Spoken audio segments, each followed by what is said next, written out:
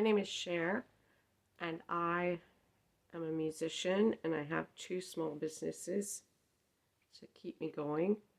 I buy and sell used and rare books, and I've done that for quite a while. And I have started recently a handmade business. I make bags, some jewelry, some paper stuff, and I have a dog. Anyways, he was kind of barky this morning. Anyways, I would just like to say that you need to take yourself seriously if you have a small business. Because if you don't, other people won't. Come here. Get up here. I run two online businesses. I do some shows, but not very many. So mostly it's like a ghost business. No one sees it. No one locally sees it. So I don't mind. I don't mind being kind of incognito, under the radar.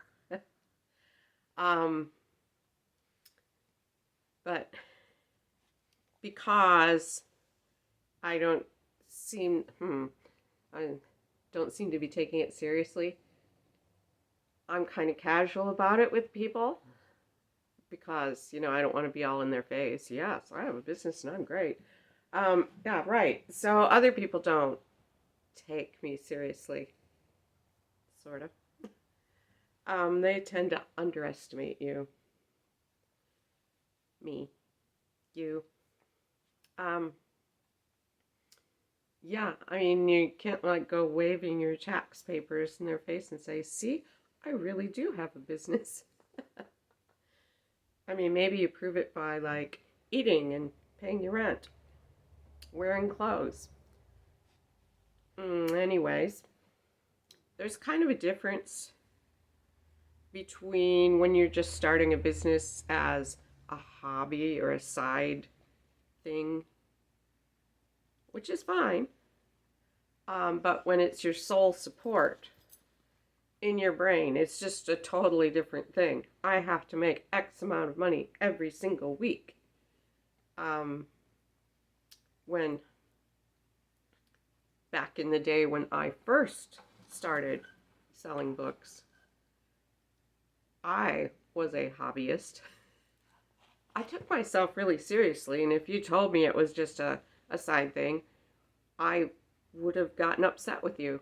But it was. I had a husband who made a decent living. I didn't need to have a business. I wanted to. I didn't want to be solely dependent, and I saw myself, like contributing to the family income. And I did. Not at first, but, But it's just a whole different mindset when you've got somebody supporting you and you can start a business and, and if you're the sole breadwinner, which, yeah, my family would not have had much bread if they had depended on me. So I've been there both ways. The funny thing is that when I had a store, an open store, they say brick and mortar, although it was not brick and mortar. It was like an old house, so it was wood and nails. I had a wood and nails business. And you know what I mean. Anyways, from the time I started that store, I don't think I ever made a profit. Well, maybe a little profit, but oh my God. The overhead, the hiring people to work there, the being open every hour that you say you're going to be open, which I didn't always succeed at, the stress, not that stress costs money, but yeah. The point is that even though I had this business that really wasn't making any money, people took me seriously because I had something tangible, something they could see. And I liked being taken seriously, if you want to know the truth. I thought of myself as big stuff. Yeah. Anyways, I,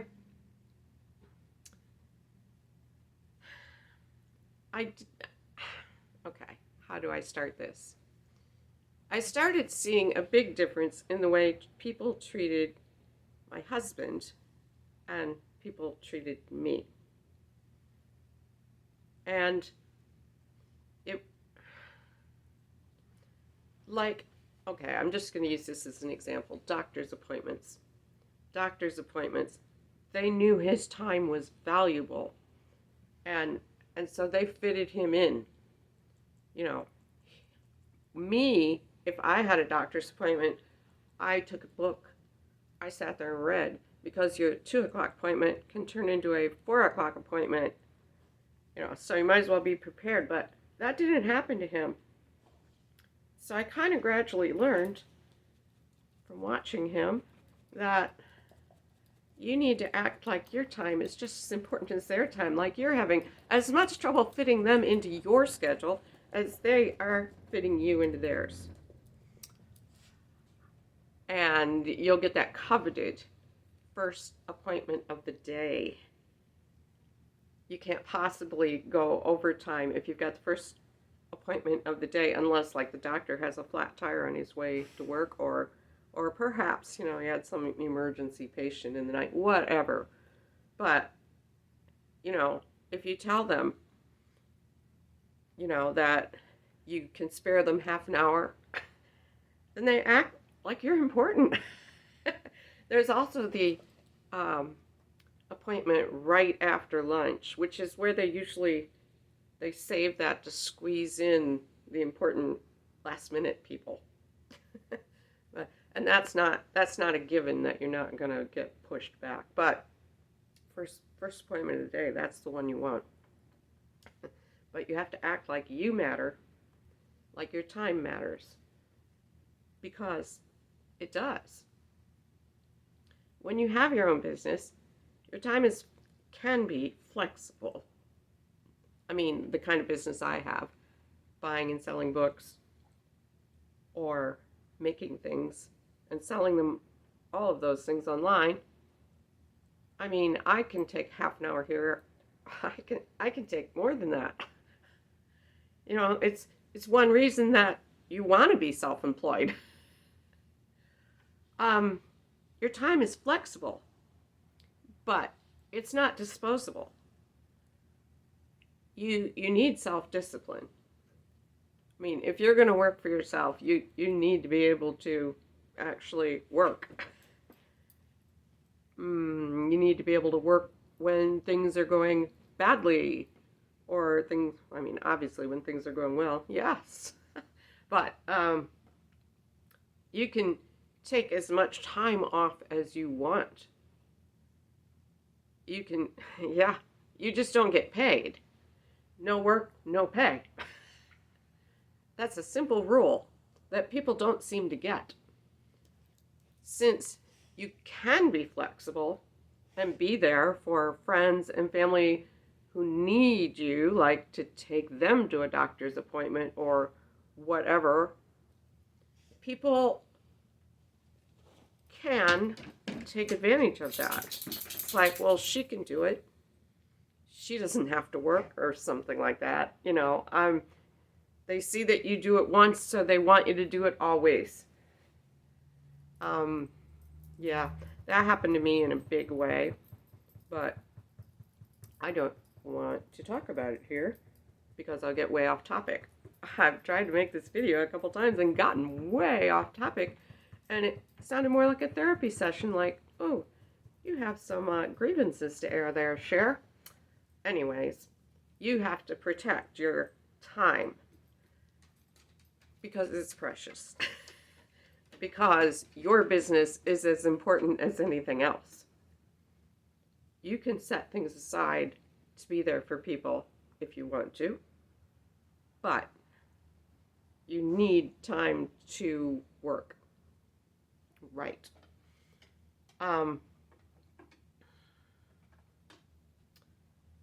There has to be a balance.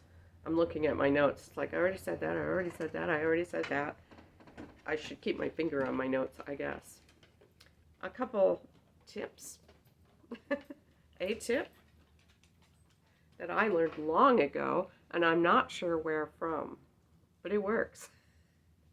Lie to yourself in your appointment book, your date book, whatever you use. Um, the tip was originally for someone to book spare time because, their work-life balance was out of whack and they weren't taking time for themselves. So the idea is to make up a fake doctor's appointment, like Dr. Brown, and give yourself an appointment with him from, take the whole afternoon, whatever. Put that in your date book. People don't argue with doctor's appointments unless you have so many of them they want to know what's wrong with you. But someone once told me that diarrhea will get you out of anything, but you can't plan that too far in advance. But if you tell people, I'm sorry, I can't do that, I have an appointment, they take that seriously. Where now maybe they take you seriously if you say, I'm sorry, I can't do that, I have to work. Me, yeah, I must be a pushover. I can't say no.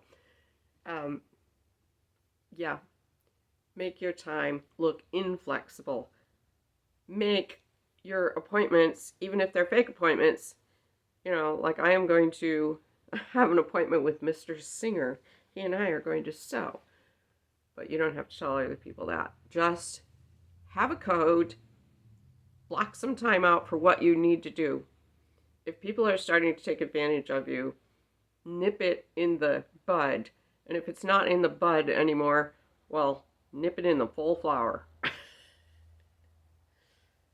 Yeah, just your time is important.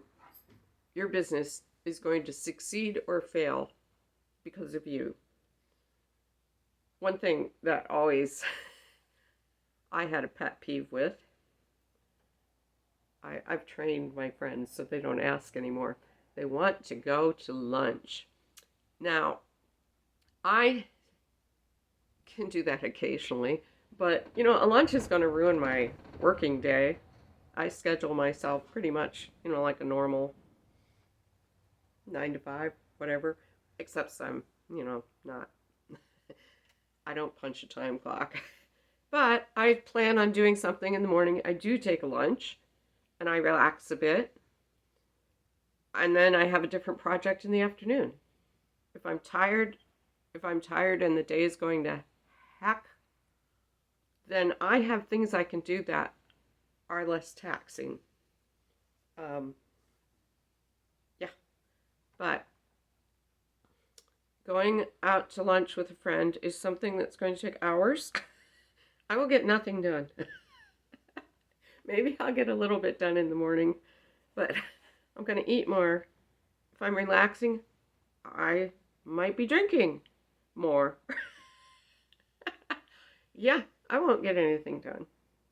So I had to train them, can we go after work? After 5? And for some reason that's way more of a commitment. So I've kind of weeded out the friends who want to go do nothing at lunchtime and the friends who actually will go out for a drink after work. Success. So those are my thoughts this morning. And a little coherent because I've practiced this. I practiced this by going wrong a few times. Anyways, take yourself seriously. Other people will take you more seriously. And keep your eye on your goals. It's my advice. Now, I'm going to do a song for you, whether you want it or not. It's a kind of early song. It's called Weldon Keys. Weldon Keys was a poet who disappeared, when? 30s? Um, they think he jumped off the San Francisco Bridge, but they don't know. He just disappeared one night. So this is a song where I tried to envision what his last night might have been like. Um, and it's kind of uh, monotone-ish because that was what I was going for. So don't be at me because there's no tune to this. Just saying, you're warned.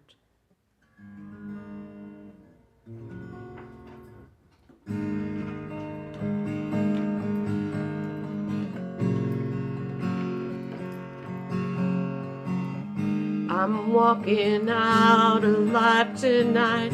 I'm walking in the dust of Aphrodite's golden shoes. I'm walking on the edge of a dream that you had once when you were alone, when you were just young before they led you through the golden field and stripped you of your soul. I walk alone.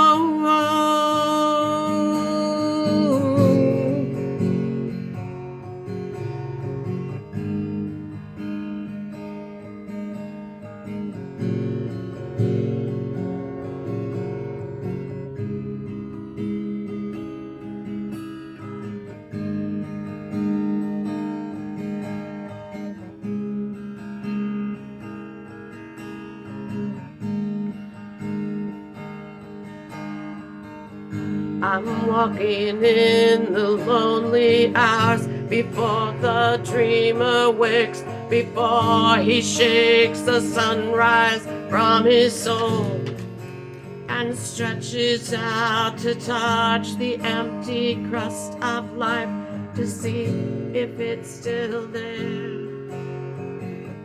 I'm walking on the edge of life as we know it tonight, beyond the golden glow of last night's faded street light. I walk alone.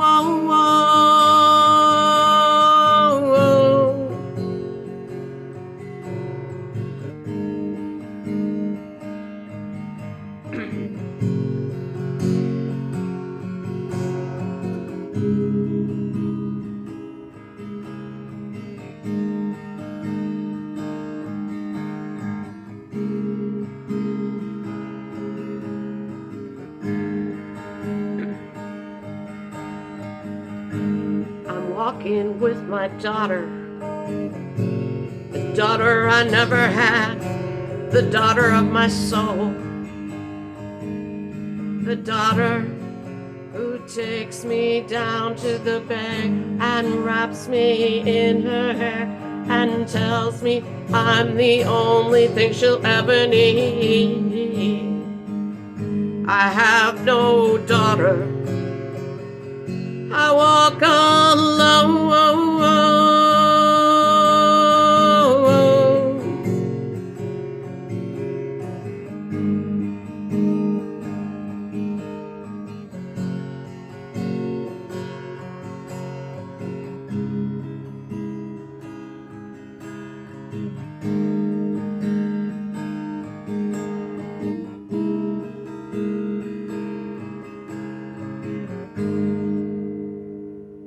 Thank you.